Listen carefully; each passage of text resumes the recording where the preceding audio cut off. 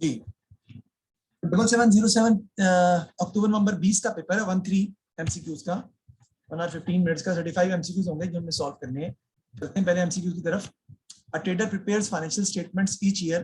कहीं भी मसला हो आप मुझसे पूछ सकते हैं और मुझसे क्वेश्चन भी कर सकते हैं, कोई प्रॉब्लम नहीं है आपको, आपके पास आपका राइट है कि आप मुझसे क्वेश्चन पूछें और समझ सकें उसको। कहते हैं trader prepares his financial statements each year, what do these assist the trader to do. यानी फाइनेंशियल स्टेटमेंट जो है वो कैसे ट्रेडर की मदद करती हैं कि वो ये काम कर सकता है। Calculate the amount owing to credit suppliers, calculate the cash drawings, check the bank statement balance, make decisions about the future. तो फाइनेंशियल स्टेटमेंट्स बेसिकली होती क्या है?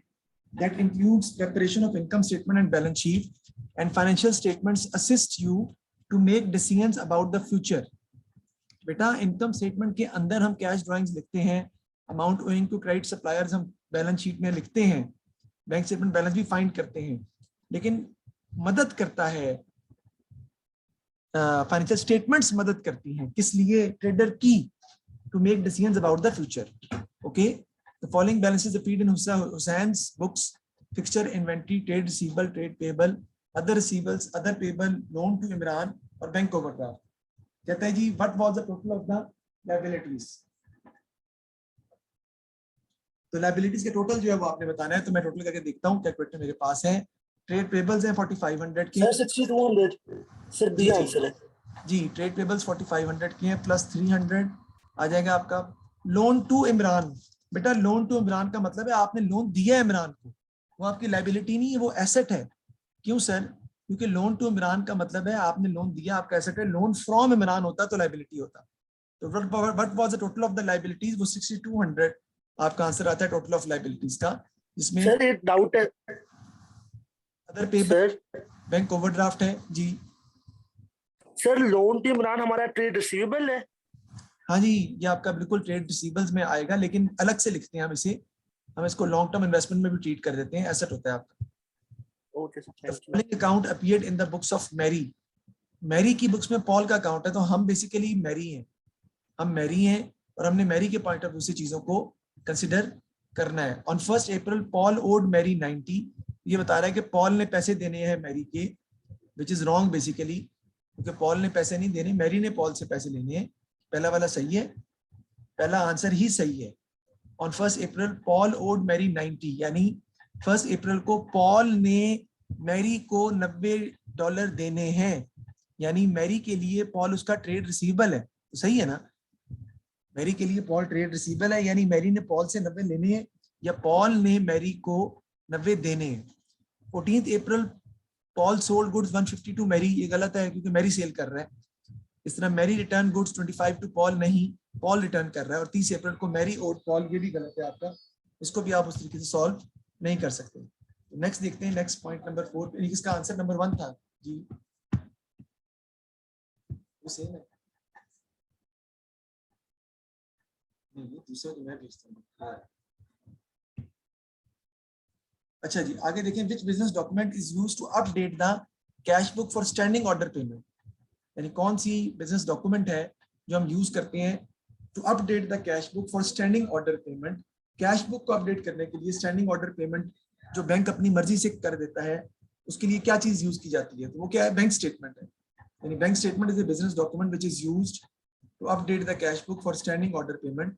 चाहे काउंटर फाइल यूज नहीं होती क्योंकि हम पे नहीं कर रहे, पेइंग इन स्लिप भी नहीं है, रसीद भी नहीं है।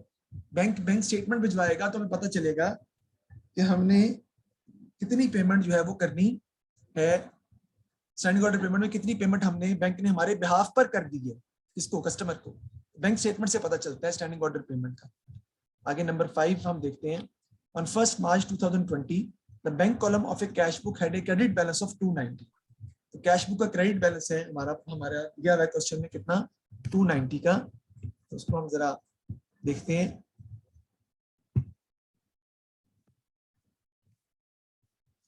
कैश बुक का क्रेडिट बैलेंस बेटा दिया हुआ है कितना?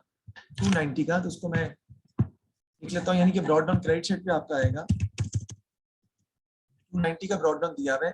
During March cheques totalling 580 was received and cheques totalling 610 were pay to supplier, तो वह 580 रिसीव किया, ये आपके एनसी हैं, और चेक टोटलिंग 610 जो आपने पे किए वो आपके एनपी हैं। Bank charges of 12 incurred in February was also entered in the cash book। Bank charges जो आपको दिए हुए हैं वो कह रहा है वो भी कैश बुक में हमने एंटर जो है वो of $12 incurred in February was also entered in the cash book। ये किसके दिए हुए? फरवरी के, वो भी हमने 12 के बैंक चार्जेस थे जो फरवरी में इंकर हुए थे, वो भी कैश बुक में एंटर कर दिए आपने। तो वो आपको क्या करने पड़ेंगे? अब इसमें नहीं आते, वो शामिल नहीं होने चाहिए थे बैंक चार्जेस आपने। What was the balance of the bank column in the cash book on 1 अप्रैल 2020? अप्रैल 2020 का, ये मार्च का बैलेंस दिया हुआ है ना आपको, कैश बुक का क्रेडिट बैलेंस है, अप्रैल 2020 का बैलेंस उसने हमसे निकालने को कहा है। 290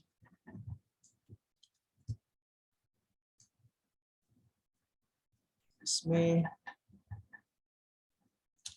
12 जो है ना आपका,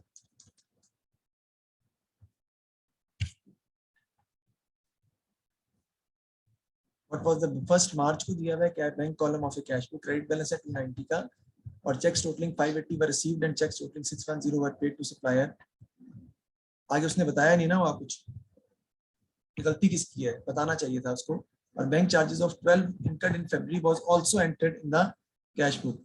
तो बैंक चार्जेस आपको पता है क्रेडिट साइड पर आते हैं, वो फरवरी के थे, उसको हम क्या कर देंगे? डेबिट कर देंगे, क्योंकि फरवरी के चार्जेस हम इस महीने में शामिल नहीं कर सकते।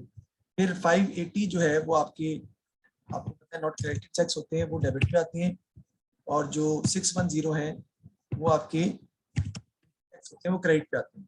थोड़ा सा इस क्वेश्चन में बेटा गलती है, मैं आपको थोड़ा सा बताना चाहूंगा कि इसमें थोड़ी सी गलती है क्वेश्चन को डेवलप करने में। तो उस हवाले से आपने किस क्वेश्चन को परेशान नहीं होना, इस पर हम डिस्कस बाद में भी करते रहेंगे, क्योंकि इस क्वेश्चन के अंदर उसने हमें जो चेक्स टोटलिंग 580 रिसीव किए हैं या जो पेमेंट की है चेक्स टोटलिंग 610 पेमेंट के वाले से, उसने उसके बारे में बताया नहीं हुआ कि गलती किसने की है, इस बारे में उसने क्वेश्चन में क्लियर हमें नहीं बताया हुआ।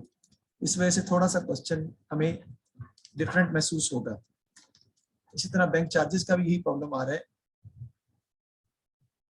ठीक है जी, बैंक चार्जेस भी उसने जो हमें क्वेश्चन में दिए हुए हैं उसको भी हमने इस साइड पे लिखना है, क्रेडिट साइड पर, जो आपने गलती से शामिल करनी है। कितने? 12 के बैंक चार्जेस।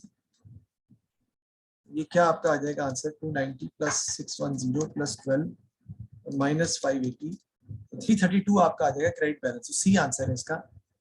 यहाँ पे आंसर आपका कैरी डाउन जो है ना वो आपका आ जाएगा 332। मैं वो गलतियां नहीं क्या बता रहा है, यही वो बता रहा है कि ये चीजें कैश बुक में हुई हैं जो आपने रिकॉर्ड नहीं की हुई। क्यों? क्योंकि जो बैलेंस दिया हुआ है हमें वो मार्च 1 का दिया हुआ है। गौर कीजिएगा, बैलेंस मार्च 1 का दिया हुआ है, एंडिंग नहीं दिया हुआ, ओपनिंग दिया हुआ है। तो ये सब चीजें आपको रिकॉर्ड करनी है, रिकॉर्ड नहीं की हुई।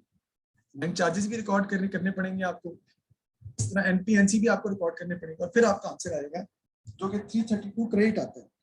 याद रखिएगा, इसमें करेक्शन ऑफ एरर नहीं कर रहे हम।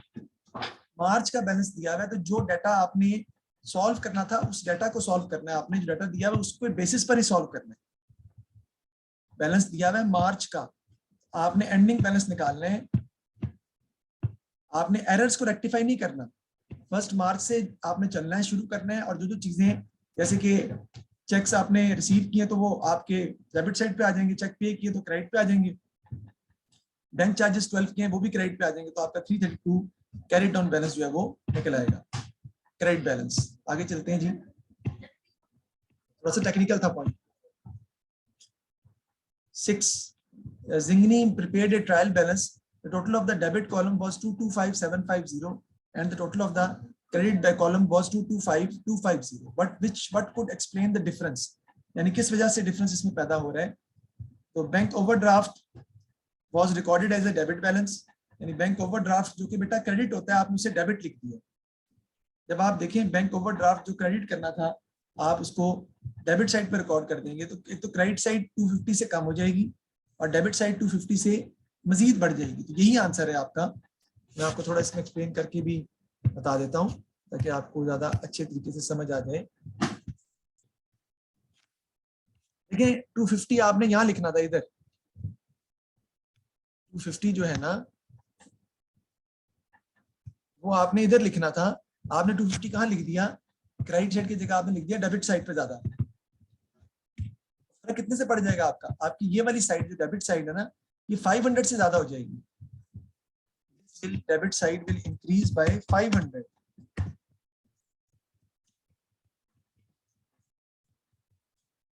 बाय 500 डेबिट साइड इस वजह से क्योंकि 250 क्रेडिट कम हो जाएगी और 250 डेबिट साइड बढ़ भी जाएगी, तो debit side will increase by 500। तो यहाँ पे यही लिखा हुआ है कि total of debit column was 750 instead of 250, तो ए आंसर है इसका। Inventory of 500 was included as a debit balance, वही इन्वेंट्री तो होती डेबिट है। Purchase return 250 was included as a credit balance, तो क्रेडिट साइड से ज्यादा करनी नहीं है आपने। Sales return of 250 was included as a debit balance, वो भी डेबिट साइड पर सिर्फ 250 का फर्क पड़ेगा, डबल इफेक्ट नहीं पड़ेगा। बैंक ओवरड्राफ्ट जो कि आपने क्रेडिट पे लिखना था, आपने उसको डेबिट पे लिख दिया, तो उसकी वजह से 500 का डिफरेंस जो है वो क्रिएट हो जाएगा डेबिट साइड पर। उसका आंसर क्या होगा, 6 का ए आंसर जो आपका बनेगा आपका। आज बेटा एएस का पेपर था, एएस का पेपर 2 था, आज ए लेवल्स का पेपर 2 था। माशाल्लाह आप बच्चों से पूछिएगा, मेरा सारे का सारा कैसा है, 100% कैसा है। जो सवाल बताए थे वही सेम टू सेम आए हैं, बल्कि सवालों की तरतीब भी वही रही है अल्हम्दुलिल्लाह। बच्चे बड़े खुश थे, बड़ा अच्छा पेपर हो गया। आगे नंबर 7 देखते हैं। Rent receive from a tenant was debited to the rent receive account and credited to cash flow. This type of error has been made. बड़ा आसान है, आपने रेंट रिसीव किया था तो आपने कैश टू रेंट रिसीव करना था, आपने कर दिया रेंट रिसीव टू कैश कर दिया, उलट कर दी एंट्री। तो कौन सा एरर है आपका, ये कंप्लीट रिवर्सल ऑफ एंट्रीज। जब उलट एंट्री पास कर देते हैं, रिवर्स एंट्री पास कर देते हैं, तो उसे कंप्लीट रिवर्सल ऑफ एंट्रीज जो है वो कहा जाता है। तो आपने एंट्रीज पूरी कंप्लीट रिवर्सल जो है वो पास करके दिखा देंगे हमने।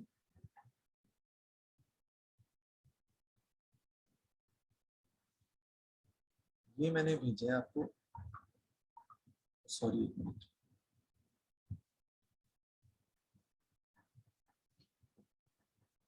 जी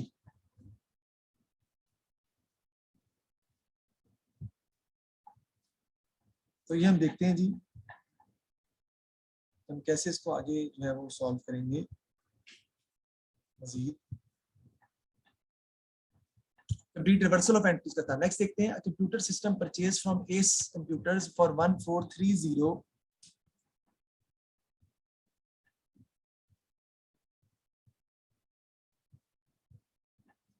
ठीक है जी। For 1430 has been incorrectly recorded as 1340 and was entered in the stationery account instead of office equipment account. मैं इसकी एंट्री पास करके आपको समझाऊंगा, डायरेक्ट नहीं समझाऊंगा, एंट्रीज पास करके दिखाऊंगा। तो करेक्ट एंट्री आपने पास करनी थी, क्या बोला, कंप्यूटर को आपने डेबिट करना था और क्रेडिट आपने करना था किसको, कैश को। ये जी कंप्यूटर टू कैश कितने से करनी थी आपने, 1430 से। क्रेडिट पर भी आपका क्या आना था, 1430। हुआ क्या, has been incorrectly recorded as 1340। आपने 1340 से कर दिया and was entered in the stationery account instead of office equipment। यानी कंप्यूटर की जगह वो कह रहा है कि ऑफिस इक्विपमेंट का अकाउंट आप यूज कर लें। यानी कंप्यूटर की जगह बेसिकली हम कौन सा अकाउंट यूज कर रहे हैं, खाद क्या जो दिया उसको, इसलिए वो यूज कर लेते हैं ऑफिस इक्विपमेंट का। तो कहता है कि आपने ऑफिस इक्विपमेंट की जगह डेबिट किसे कर दिया बेटा, स्टेशनरी को। एक तो स्टेशनरी को डेबिट कर दिया, ऊपर से रिकॉर्ड भी कितनी अमाउंट से कर दिया, दोनों साइड्स पे कितने से कर दिया हमने, स्टेशनरी अकाउंट को instead of office equipment account as 1340 से हमने उसको रिकॉर्ड कर दिया। कैश सही है, कैश के बारे में कुछ नहीं बताया, कैश बिल्कुल करेक्ट है, 1430 के साथ ही आ जाएगा। अब स्टेशनरी को आपने गलत डेबिट किया, उसे क्रेडिट कर देंगे।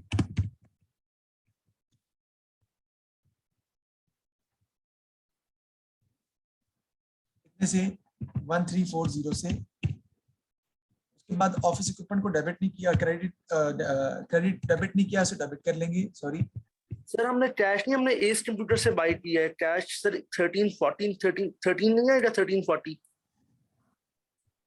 हाँ चलो एस कंप्यूटर, अच्छा एस कंप्यूटर, सही सही सही सही सही कह रहे हो आप।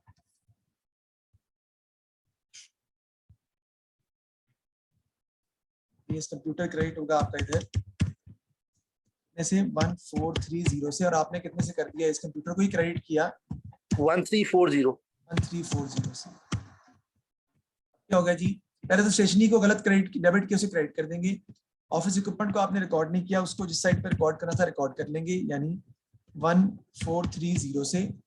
और एस कंप्यूटर को आपने कम क्रेडिट किया है, उसे क्रेडिट कर देंगे सर हम। 90 से रिकॉर्ड करेंगे, 90 से क्रेडिट होगा, 90 से क्रेडिट हो जाएगा आपका। ऑफिस इक्विपमेंट डेबिट हो जाएगा 1430 से, स्टेशनरी क्रेडिट हो जाएगा 1340 से, और एस कंप्यूटर क्रेडिट हो जाएगा आपका 90 से। मैं दोबारा रिपीट कर देता हूँ, कंप्यूटर आपने परचेज किया था 1430 का, इनकरेक्टली रिकॉर्डेड एज 1340 का मतलब है पूरी एंट्री में 1340 लिखा है।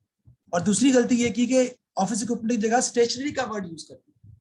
स्टेशनरी तो सारे का सारा गलत है, उसे क्रेडिट करेंगे पहले।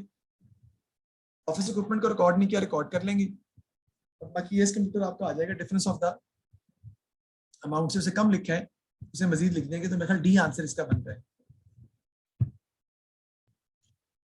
जी सर डी। सर ये कौन सा टाइप ऑफ एरर है? नहीं, ये टाइप ऑफ एरर नहीं है असल में, क्योंकि इसमें दो टाइप से इकट्ठी हो गई है ना, इसमें हम एक बता नहीं सकते। ट्रांसपोजिशन भी बीच में शामिल हो गया है, और वो भी आपका प्रिंसिपल एरर भी बीच में शामिल हो गया। टाइप इसमें बताना जो है वो दोनों मिला के बता सकते हैं, आप एक नहीं बता सकते। आई कहते हैं जी, Kate calculated her draft profit for the year at 28,400. She later discovered the following errors. Rent prepaid by Kate was understated by 1,000. Rent prepaid को आपने क्या लिखा है? कम लिखा है, कितने से? 1,000 से। और दूसरा closing inventory was understated by 1,500. बेटा इसकी पहले एंट्रीज आपको आनी चाहिए, जो कि बहुत इंपॉर्टेंट है। रेंट प्रीपेड को आपने अंडरस्टेट कर दिया, तो उसकी एंट्री आप क्या पास करेंगे? रेंट प्रीपेड डेबिट हो जाएगा, रेंट एक्सपेंस क्रेडिट हो जाएगा में से जी 1,000 से। कम लिखा है ना, रेंट प्रीपेड आप रिकॉर्ड करेंगे, एसेट है आपका, रेंट एक्सपेंस में से उतने पैसे माइनस कर देंगे, क्योंकि वो आपका एक्सपेंस नहीं है। Closing inventory was understated by 1,500, उसकी एंट्री क्या होगी आपकी? क्लोजिंग इन्वेंट्री डेबिट हो जाएगा, क्रेडिट आपका क्या हो जाएगा बेटा? Cost of sales. वो कितने से है? 1,500 से। क्लोजिंग इन्वेंट्री को जब आप कम लिखेंगे ना, तो आपने क्लोजिंग इन्वेंट्री को बढ़ाना है, और क्लोजिंग इन्वेंट्री को बढ़ाने का मतलब है कि आपको एक तो बैलेंस शीट करंट एसेट में उसका इफेक्ट जाएगा, 1,500 बढ़ जाएंगे। दूसरा कॉस्ट ऑफ सेल्स को भी कम करना पड़ेगा, क्योंकि आपने कॉस्ट ऑफ सेल्स में 1,500 रुपया ज्यादा माइनस कर दिया हुआ है, आपने ज्यादा ऐड कर दिया हुआ है आपने, तो उसको एडजस्ट करना पड़ेगा। क्लोजिंग इन्वेंट्री को आपने कम लिखा है, तो closing inventory to cost of sales आपकी मजीद कम हो जाएगी। आप करेक्टेड प्रॉफिट फाइंड कर लेते हैं बेटा। प्रॉफिट जो दिया हुआ है वो कितने का है? 28,400 का। इसमें देखें एक्सपेंस इनकम का अकाउंट कोई है? जी बिल्कुल है। रेंट एक्सपेंस क्रेडिट हो रहा है, रेंट एक्सपेंस क्रेडिट हो रहा है, तो प्रॉफिट क्या हो जाएगा? बढ़ जाएगा 1,000 से। फिर कॉस्ट ऑफ सेल्स क्रेडिट हो रही है, फिर प्रॉफिट क्या हो जाएगा आपका? बढ़ जाएगा। दोनों आपके ऐड हो जाएंगे। 28,400 प्लस 1,000 और प्लस 1,500, तो 30,900 आपका आंसर आ जाएगा। डी आंसर आ जाएगा इसका, यानी इसका डी आंसर है 30,900। एक रेंट एक्सपेंस क्रेडिट होने की वजह से ऐड हो जाएगा आपका, और एक कॉस्ट ऑफ सेल्स क्रेडिट होने की वजह से भी आपका ऐड हो जाएगा। तो आपका आंसर जो है वो आ जाएगा 30,900। आगे चलते हैं, नेक्स्ट हम बता दें तो बेहतर ही है। What would not be included in a sale ledger control account? Sale ledger control account में कौन सी चीजें शामिल नहीं आती? कैश सेल्स नहीं आती, बिल्कुल नहीं आती। Cheque received from credit customer recorded in the cash book आता है। Good sold on credit recorded in the sale journal आता है। Irrecoverable debts written off recorded in the journal आते हैं। तो कैश सेल्स नहीं आती थी। 10 का आंसर क्या है जी? A. But would not be included in the sale ledger control account, तो ए आंसर है इसका। ये सेल लेजर कंट्रोल अकाउंट के अंदर क्या चीज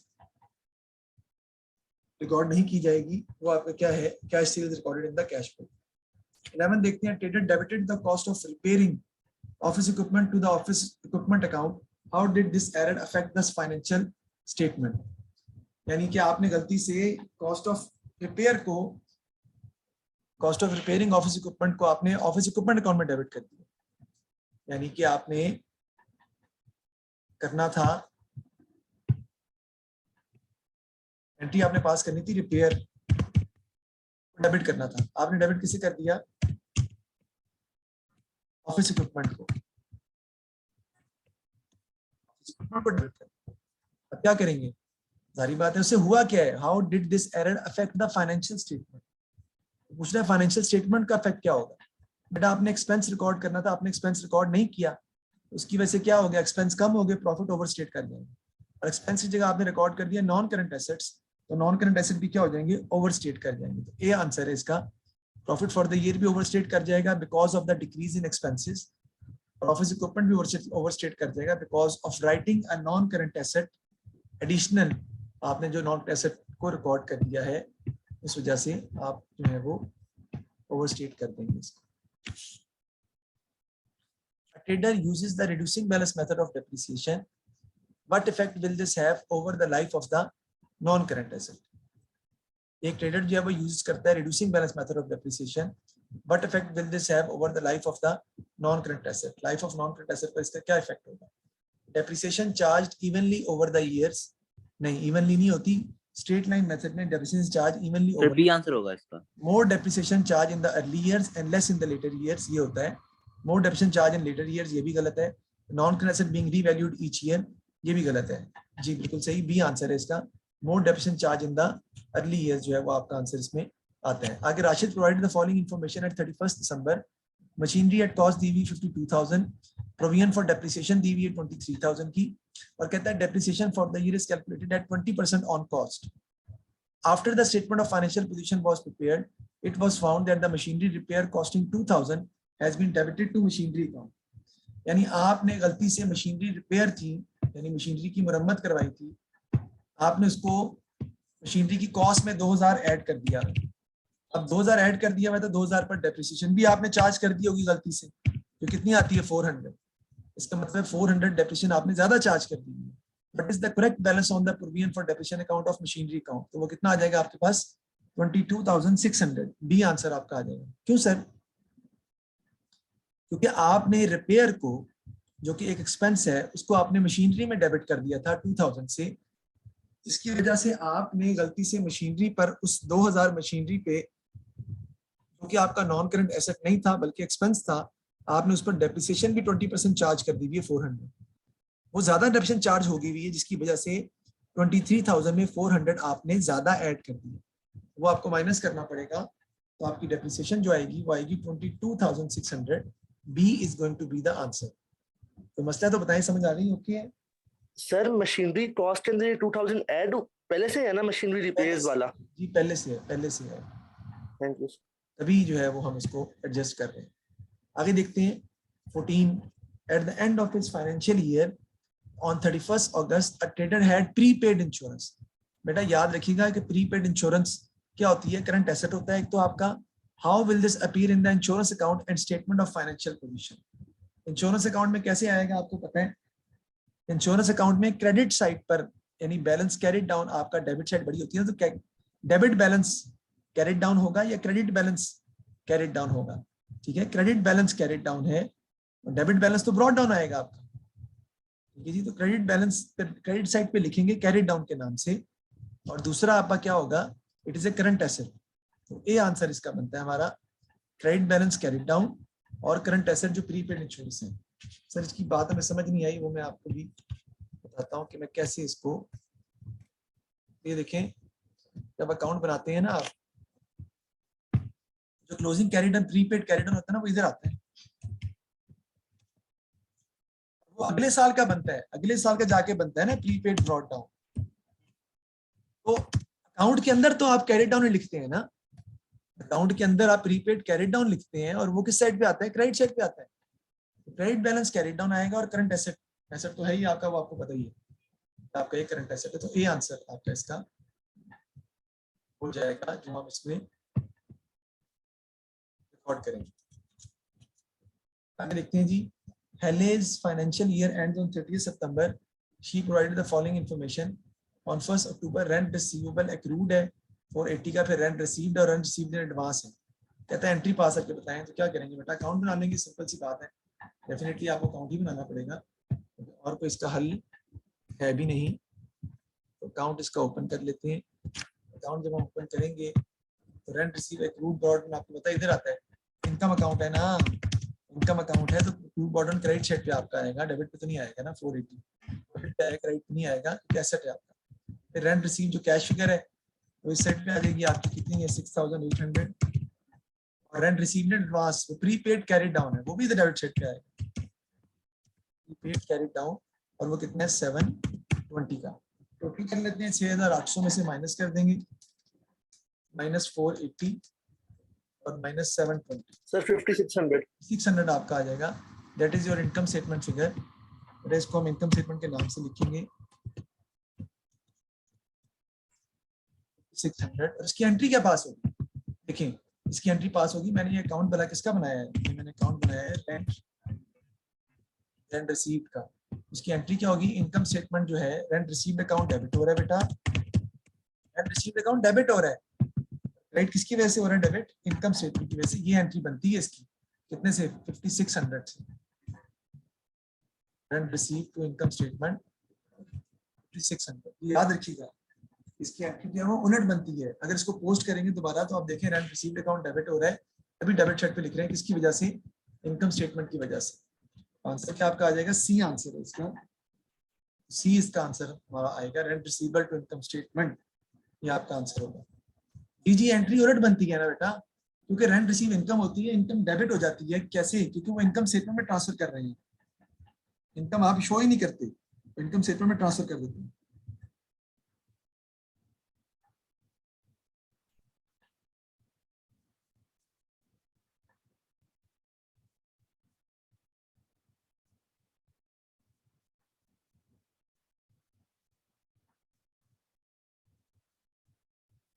ओके जी, नेक्स्ट चलते हैं हम आगे। 16 को देखते हैं हम, इसको थोड़ा मिटा दूं मैं।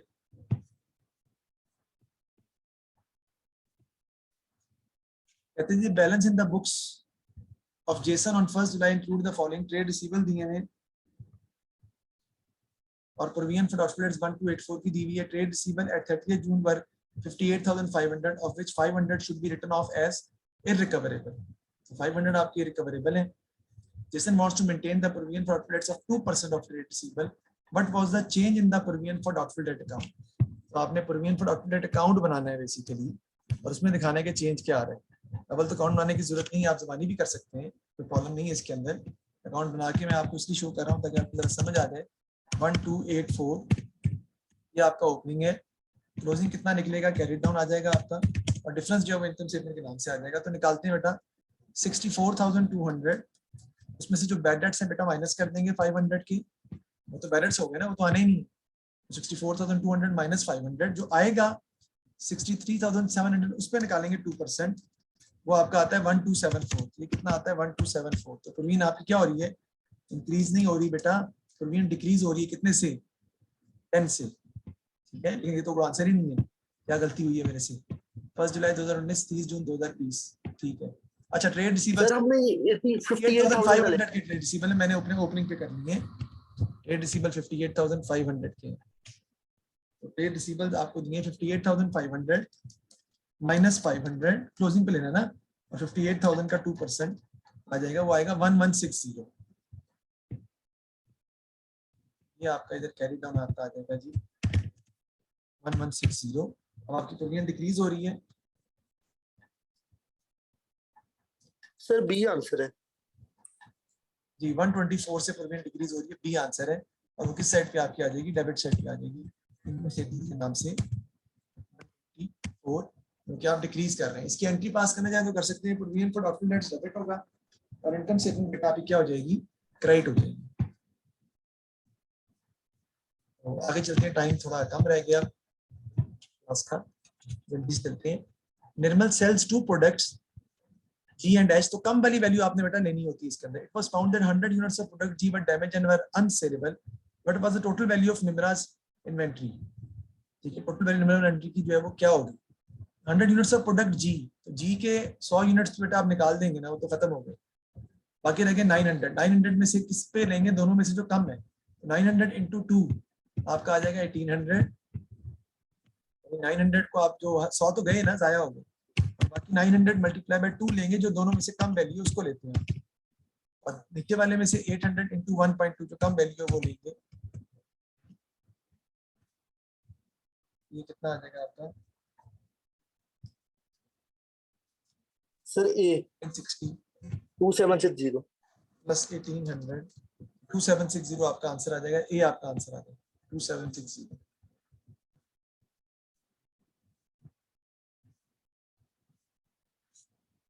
Okay, which item will not be shown in the income statement prepared for a service business? Cost of sales, gross profit, profit for the year, wages paid to employees. तो cost of sales है बेटा, और दूसरा GP है आपका।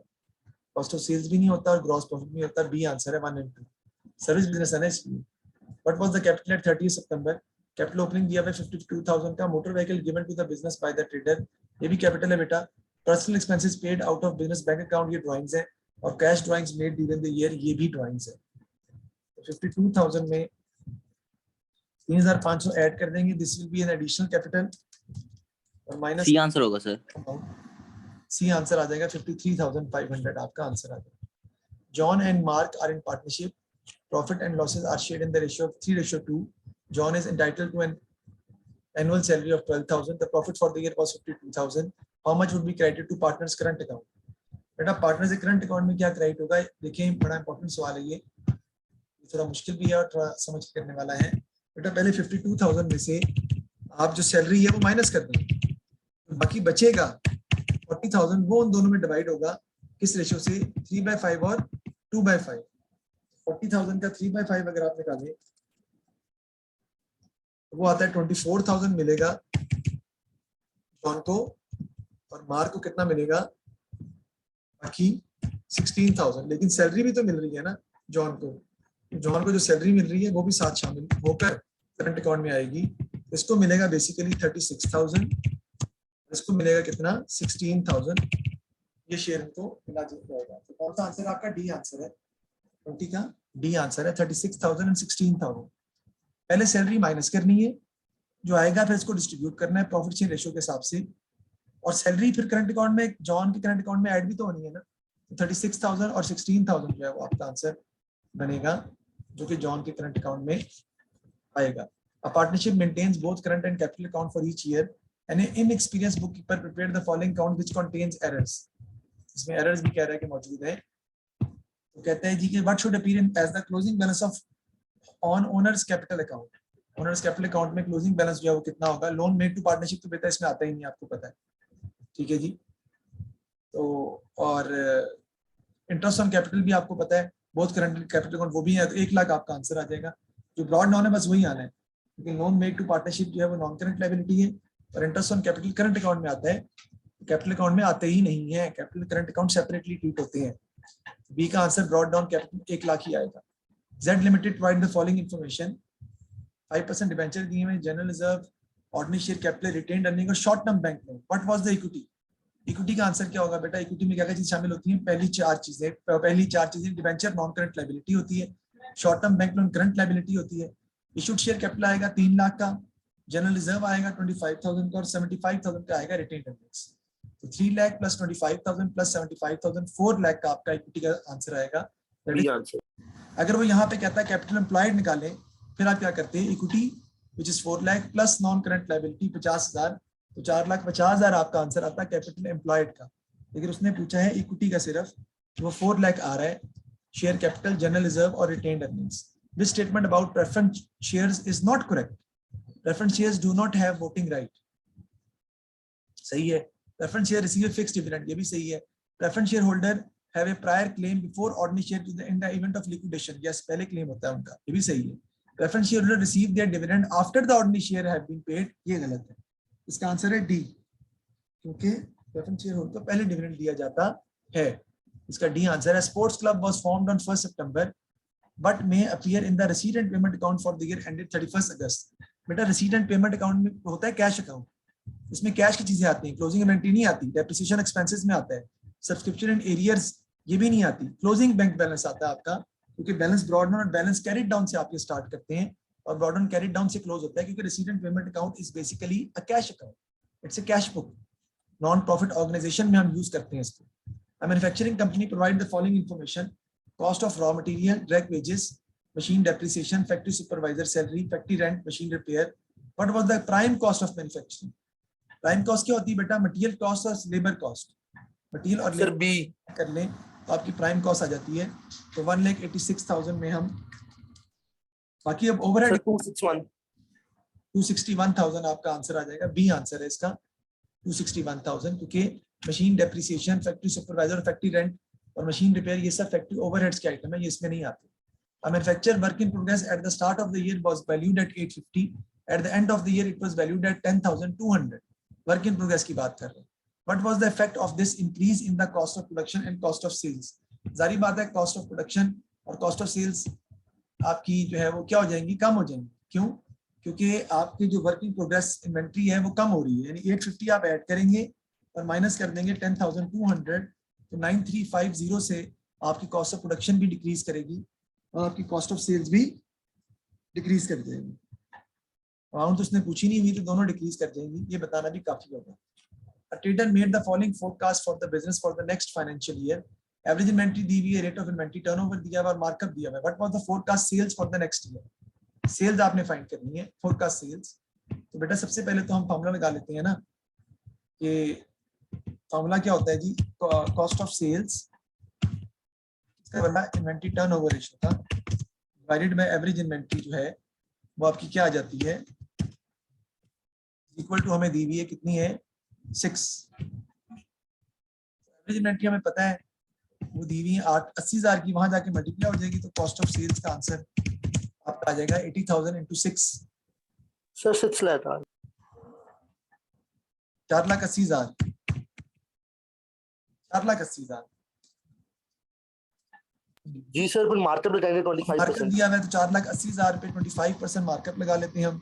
Markup cost भी होता है ना, तो इस पे डायरेक्ट लगा देंगे आप, आपको इसको कन्वर्ट करने की जरूरत नहीं है। तो कितना आता है मार्कअप हमारा सर 120। कॉस्ट ऑफ सेल्स में ऐड कर देंगे ग्रॉस प्रॉफिट, सेल्स की फिगर आ जाएगी which is equal to 6 lakh sales. Sales की फिगर भी हमने इस तरीके से जो है वो फाइंड कर ली है, 6 लाख आता है, डी आंसर।